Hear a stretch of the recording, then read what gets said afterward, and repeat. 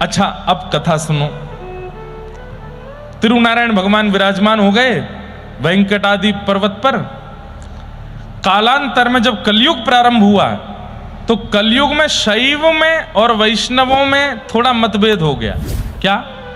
शैव कहने लगे कि ये भगवान महादेव के पुत्र कार्तिकेय हैं, और वैष्णव कहने लगे, बोले ये हमारे नारायण भगवान हैं। तब बोले अब कैसे इसका पता किया जाए कि ये कौन है? तो असंख्य संख्या में शैव और वैष्णव सब पहुंच गए तिरुपति, और वहां जाकर के रामानुजाचार्य जी ने एक प्रस्ताव रखा। बोले क्या?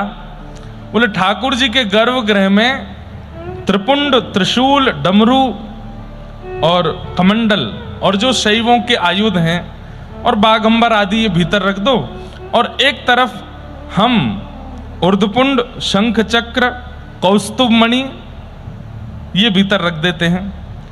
रात भर आप लोग अपना भजन करना, हम अपना भजन करेंगे। सुबह दर्शन खोलेंगे, जो आभूषण ठाकुर जी पहन लेंगे ठाकुर जी वही हैं फिर। ठीक है। त्रिपुंड आदि सब भीतर रख दिए गए, त्रिशूल आदि भी रख दिए गए। यहां पर रामानु संप्रदाय का तिलक रख दिया गया, ठाकुर जी के लिए शंख चक्र रख दिए गए, कौस्तुभ मणि रख दी गई, श्रीवत्स का चिन्ह रख दिया गया जो भृगु जी का चिन्ह है।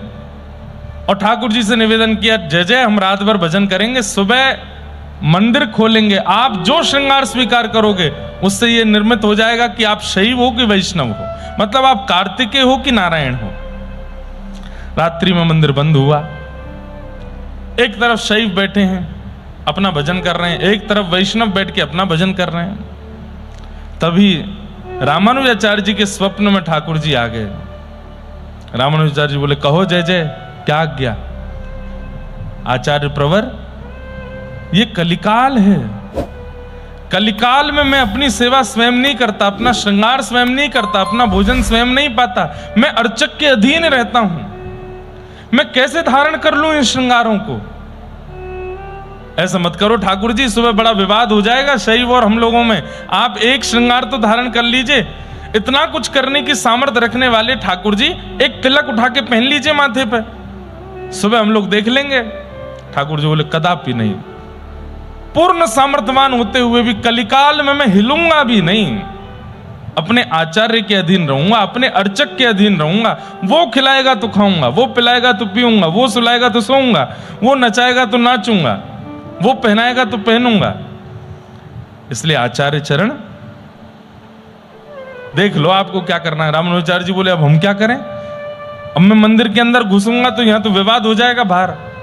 तब ठाकुर जी ने कहा, आप अपने मूल रूप को पहचानिए। आप शेषनाग हैं,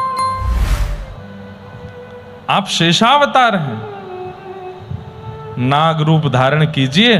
मंदिर के बाजू में एक नाली है जहां से अभिषेक का जल बाहर जाता है, और नाग रूप धारण करके वहां से भीतर आ जाइए, और भीतर आके आचार्य रूप धारण करके शंख चक्र तिलक पधरा दीजिए। तब रामानुजाचार्य जी अपने रूप में प्रकट हुए, शेषावतार, शेषनाग का रूप धारण किया, और सब बैठे थे अर्धरात्रि के समय, और आप पीछे की नाली से भीतर प्रवेश कर गए, और भीतर जाकर के पुनः आचार्य रूप धारण करके ठाकुर जी को ऊर्ध्वपुंड धारण कराया।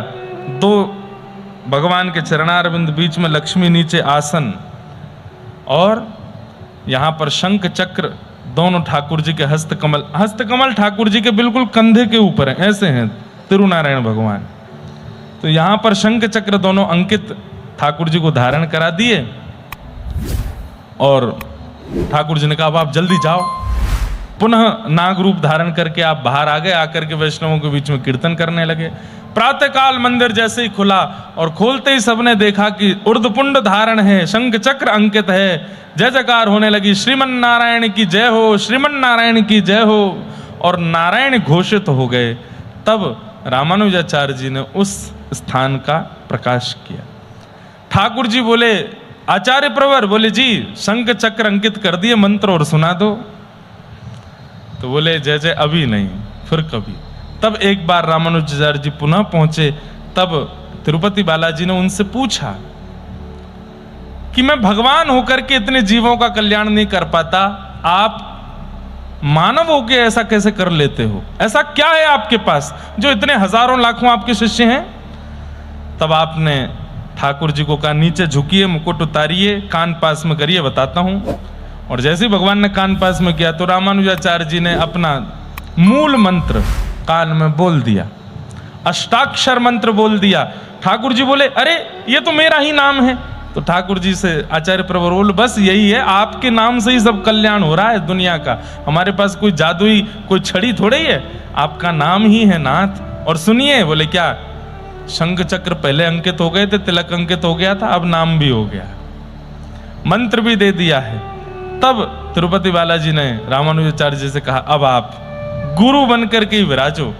तिरुपति बालाजी में, बाकी सब जगह रामानुजाचार्य जी ऐसे विराज रहे हैं, तिरुपति बालाजी में ऐसे विराजते हैं। और वेंकटेश भगवान वहां पर बड़े अद्भुत रूप में विराजमान है। व्यक्ति को साल में एक बार तो तिरुपति जरूर जाना चाहिए। अगले वर्ष हमारी कथा है 2027 में, तिरुपति में कथा है, रोज जाएंगे, गोविंदा गोविंदा वेंकटरमणा गोविंदा। अब फिर आगे चल करके बड़ी वहां की विधियां हो गई, केशदान का भाव हो गया, और भी कई भाव हो गए, सब भाव हैं, परंतु मूल बात यह है साक्षात परमात्मा इस समय धराधाम पर यदि कहीं प्रत्यक्ष रूप से विराजमान है, जिन्हें अंकित करके आप कह सकते हो कि इनको देखा तो मतलब मैंने परमात्मा को देख लिया, वेंकटादि पर्वत पर विराजमान श्री तिरुपति बालाजी साक्षात परमात्मा का स्वरूप है। ऐसे वेंकटेश भगवान इस रूप से तिरुपति में विराजमान हुए, अवस्थित हुए। अब उनकी और भी सुंदर सुंदर कथाएं हैं। ऐसे भगवान है, माथा इतना बड़ा है पर तिलक लगाते हैं यहां से इधर से तिलक लगाते हैं ऐसे। क्यों?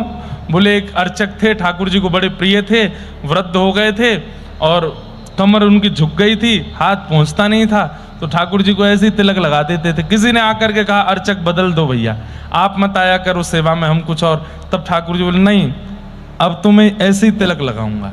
नेत्रों से आज भी तिलक धारण करते हैं ठाकुर जी। बस अच्छा, बृहस्पतिवार के दिन अगर मैं गलत नहीं हूं तो उस दिन का दर्शन करिए, अद्भुत दर्शन होता है। तिरुपति बालाजी श्रृंगार नहीं कराते उस दिन, 2-3 माला पहन के रखते हैं बस, और उस दिन यहीं माथे पर तिलक धारण कर, उस दिन नेत्र दर्शन होता है ठाकुर जी का।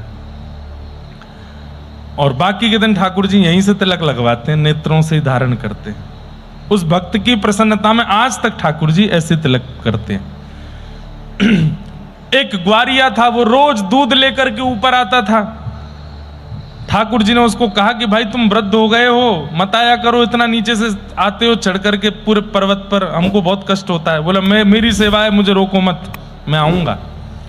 तो ठाकुर जी बोले जब तक दूध मिलेगा तब तक तो आएगा, दूध मिलना बंद होगा तो फिर कैसे आएगा।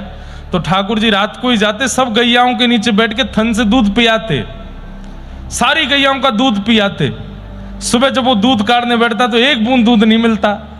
अब बिना दूध के कैसे जाए ऊपर? तो गया नहीं, एक दिन नहीं गया, 2 दिन नहीं गया, 3। उसने कहा कौन आकर के रात में मेरी गायों का दूध पी जाता है। लाठी लेकर के बैठा और इतने में गोपाल रूप धारण करके श्री तिरुनारायण भगवान तिरुपति बालाजी आए और गैयाओं का थन मुख में लेकर के जैसे ही पी रहे थे, तुरंत उसने दूर से देखा ये कोई बालक है, कोई अहीर का बालक आया है, दूध पी रहा है। वहीं से निशाना लेकर के उसने जोर से लाठी मारी। ठाकुर जी भागे लेकिन लाठी जाकर के ठोड़ी पे लगी और ठाकुर जी दौड़ करके ऊपर मंदिर पहुंचे। 2-4 गायों का दूध बच गया था, उसने निकाल लिया, लेकर के ऊपर गया तो तिरुपति बालाजी की थोड़ी से खून रक्त प्रवाह हो रहा था। उसने पूछा जय जय ये आपकी थोड़ी पर कैसे लगी? बोले मत पूछो, बस एक भक्त ने मारा। कौन से भक्त ने मारा, नाम तो बताओ उसका। भगवान ने उसी का नाम बोल दिया। बोले तुमने? मैं कैसे कर सकता हूं ऐसा नाथ? बोले सुबह सुबह कोई दूध पीने आया था तुम्हारी गैया का? हाँ, एक ग्वारिया बालक आया था। अरे बड़ा चतुर चंचल, रोज मेरी गायों का कितना, मैं तो सोचता हूं भगवान उसका पेट है कि कुआं, इतनी सारी गैयाओं का दूध थन लगा के पी जाता था।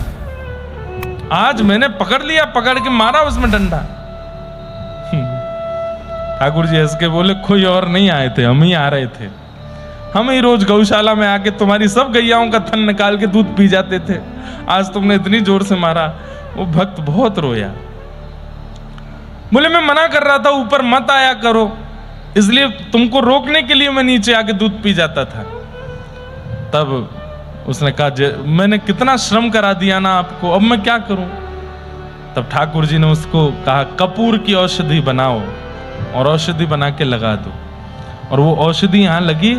आज तक ठाकुर जी अर्चकों को बोले ये औषधि जब तक हमारा स्वरूप पृथ्वी पर विराजमान है नित्य लगाते हैं। ठाकुर जी यहां पर कपूर की वो औषधि धारण करते।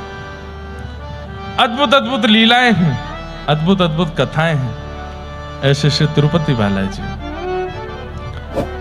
रामानुजी वैष्णव जब दर्शन करने जाए तो तिरुनारायण भगवान को देख करके पहला प्रणाम तो करे कि हे श्रीमन नारायण मेरा प्रणाम स्वीकार करें, और दूसरा कहे जय हो हमारे बड़े गुरु भाई, हमारा प्रणाम स्वीकार कीजिए, आप हमारे बड़े गुरु भाई हैं। ऐसे श्री तिरुपति बालाजी को हम बारंबार प्रणाम करते हैं, वंदन करते हैं।